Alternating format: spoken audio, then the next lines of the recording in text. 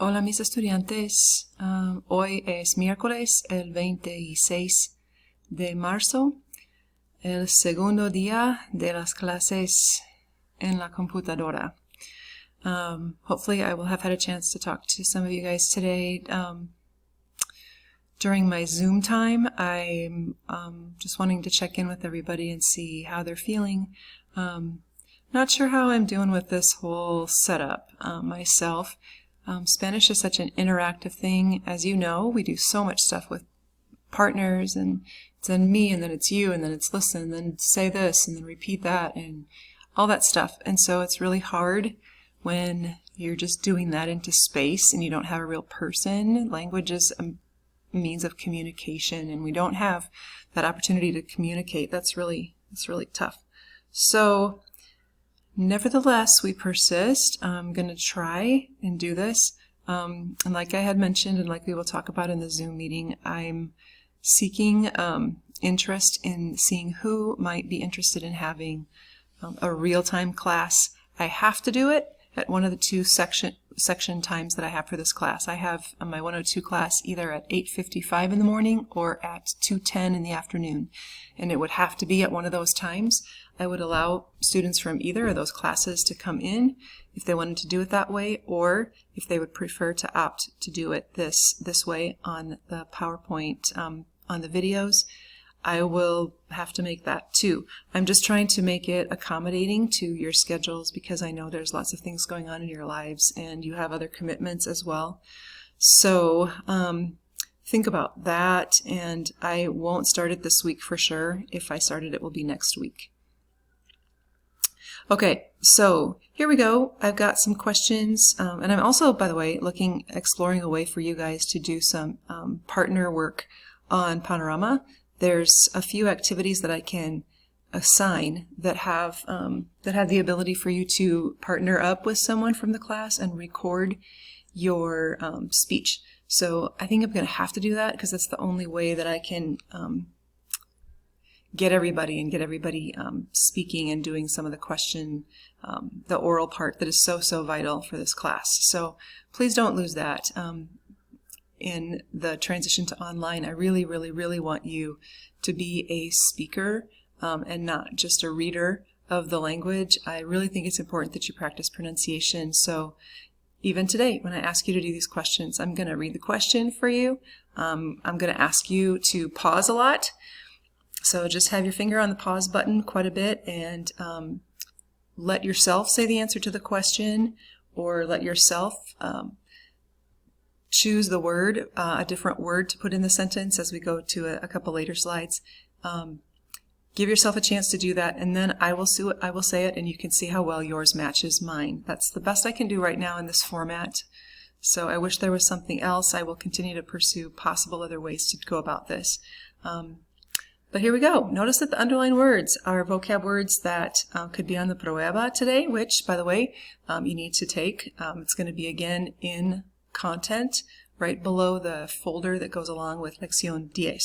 So it's over the verbs from the top middle box and the adjectives from the bottom middle box, as I indicated before. So here we go. Here they are. Some of those words like saludable, embarazada, estornudas, as you look through. So I'm going to ask the questions and then answer that for me. So first of all, ¿te duelen los ojos hoy? Pause. Say your answer. I'm going to come right after you unpause it. Sí, me duelen los ojos. Oh, no me duelen los ojos. Remember, you have two eyes, so duelen with the plural on there. Notice the next one is preterite, because I just want to know if your eyes hurt yesterday. So notice that I use te dolieron los ojos ayer. Pause, answer. Sí, me dolieron los ojos. Oh, no me dolieron los ojos. The last question in that segment is imperfect, because now I want to know if this was a habitual thing for you when you were a kid. So notice I'm using imperfect for that reason. So, te dolían los ojos cuando eras niño o niña. Pause, answer, unpause. Sí, me dolían los ojos o no, no me dolían los ojos cuando era niño o niña. Ok, segunda pregunta. ¿Estornudas mucho en la primavera? Pause, respond. No estornudo mucho en la primavera o sí estornudo mucho. ¿Tienes alergias? New vocab word today. ¿Tienes alergias? No, no tengo alergias o sí tengo alergias. Pregunta número 3. ¿Estás congestionado hoy o estás congestionada hoy? Pause, answer. Sí, estoy congestionada o no, no estoy congestionada. Listen to the way that the G is pronounced. Also, if you're a male answering that question, estoy congestionado. Número 4. ¿Te sientes? Remember that? The verb, the reflexive verb to feel, sentirse. ¿Te sientes mareado o mareada cuando estás en un bote? Pause, answer. Sí, me siento mareada cuando estoy en un bote. O no, no me siento mareado o mareada cuando estoy en un bote. Número 5. ¿Conoces a una mujer embarazada? ¿Y quién? Pause, respond. Sí, conozco a una mujer embarazada. Es la hija de mi amiga. O no, no conozco a una mujer embarazada. Número 6. ¿Estás saludable hoy o te sientes enfermo o enferma? Yo estoy saludable hoy. O no estoy saludable hoy. La próxima pregunta. ¿Tomas medicina todos los días?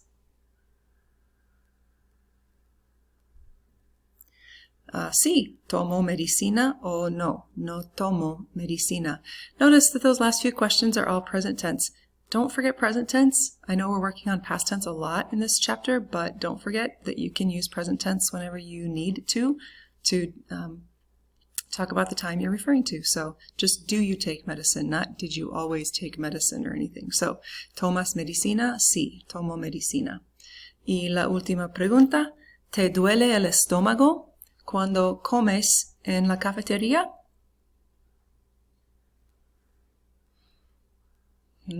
Sí, me duele el estómago. Oh, no, no me duele el estómago cuando como en la cafetería. Next slide. Okay, so we're in Clase 27. We are progressing through Lección 10. Remember that when we finish Lección 10, there will be our next examen. I'm looking at doing that over on Panorama and choosing their exams, and so I will get back to you about that with more information as I prepare for those. Next slide. Okay, una emergencia horrible. I gave you guys a packet of notes for this chapter. It's the same purple color as the vocab that goes along with this chapter, so go ahead and take that out right now. And in a second, you're going to pause this video and you're going to work through that story. I don't think I have a copy because I think somebody took my last one, but I do have it on my PowerPoint, so on my paper, so I have it accessible right there. Let's do the first paragraph together. Not the whole first paragraph, but the first few couple of them, so that you can get back into this preterite imperfect mode, because it's been a little while since we've been apart, and you might need a little brushing up on that. Remember, imperfect is used for those things that you always used to do repeatedly over and over again. It's also used to talk about things that you were doing, progress, actions in progress. Yo escuchaba la radio, I was listening to the radio, stuff like that. And then also any sort of descriptions, so describing what things look like, describing emotions, and then also telling time and telling age. Other than that, preterite. If you have any action, boom, done, did this, it's over. Preterite action is going to be in there. So keep that in mind as you go through the first few of the first paragraph. So let's do the first few together. Then I'm going to have you pause it, finish the first paragraph, click in, I guess I have to. Click the video. I will go on to the next paragraph. You can kind of check your answers, see how you're doing with this, and then go on to the next paragraph. So, first one. Hopefully you have your packet out by now, and you see the story that goes along with that title, Una emergencia horrible. And let me tell you, it is a emergencia horrible. The first one says, Cuando Carla blank niña. Okay, think about what that's talking about here. When Carla was a little girl. So think about what that's doing. That's giving a reference to her age, correct? It's also describing. So you can use both of those reasons to land on the fact that that needs to be an imperfect verb. So what it isn't is an action, right? Preterite is about action. No action here. So cuando Carla era una niña, go ahead and write that in. Ella, okay, now our verb is enfermarse, to get sick. So ella blank con frecuencia. Wink, wink. Con frecuencia. Notice what con frecuencia refers to. With frequency. Frequently. Wink, wink, right? So when you see phrases like that, you know that there's a reference to the repeatedness, the habitualness of that action. So that goes along with imperfect. So cuando Carla era niña, ella se enfermaba con frecuencia. All right, now pause it. Pause the video. I'm going to have you do the rest of that first paragraph. Unpause it as soon as you finish that, and I'm going to click it on, and you can check your answers.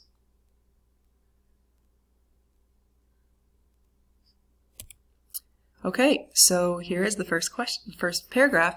Ooh, look at that. Notice I put my red and my blue, red for preterite, blue for imperfect.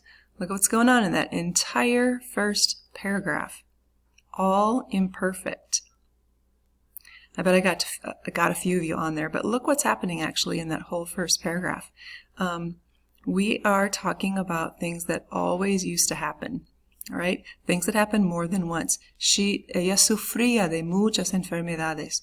She just suffered from one illness after another. It was muchas enfermedades. Ella estornudaba muchísimo y tenía una tos tremenda, a tremendous cough. It was just, it was this constant, ongoing thing, which is the reason why we use imperfect. Ella iba al consultorio mucho, mucho, mucho. Remember, iba is one of the irregulars. Pero el médico, el doctor Hernández, siempre le decía a ella, okay, that keyword in there, siempre, right? He always, always would tell her this. Ay, no es nada grave. It's nothing serious. Y Carla volvía a casa, tomaba 2 aspirinas y dormía por muchas horas. When I get to that one, I have a lot of students who say, yeah, well, wait a minute. Those are one action after another after another. Yes, however, the way it's used in this first paragraph is they're things that she did over and over and over, one after the other, right? So the repetitiveness wins out here. So, volvía a casa, tomaba 2 aspirinas y dormía por muchas horas. Next, I'm going to start you on the next paragraph, and then I'm going to have you pause it again and do the same for the next several paragraphs. So, let me just finish the video with the beginning of the second paragraph. It says, pero un día, oh, okay. Pero un día, now we have a shift. Do you see it? First paragraph wasn't talking entirely about things that always happened to Carla, and now we're in the moment. We're in one day, okay? Preterite's coming. However, look what the next phrase says. Pero un día, cuando Carla blank al fútbol con sus amigos, ella blank y blank en la cabeza. Okay, so, jugar, play. Caerse, fall down. Darse, she bumped her head. So, when notice that the cuando, when she was playing, right? Cuando Carla jugaba al fútbol, ella, now she fell down, boom, on the ground, right? It's action, done, right? So that's going to be preterite, se cayó. There's a spell change on that one, so go ahead and write that in. Se cayó with a Y. Y se dio en la cabeza. So definitely those last two are actions, but the was playing sort of sets that up. Okay, now I'm at the end of the video, so I will stop here and then start with the next video.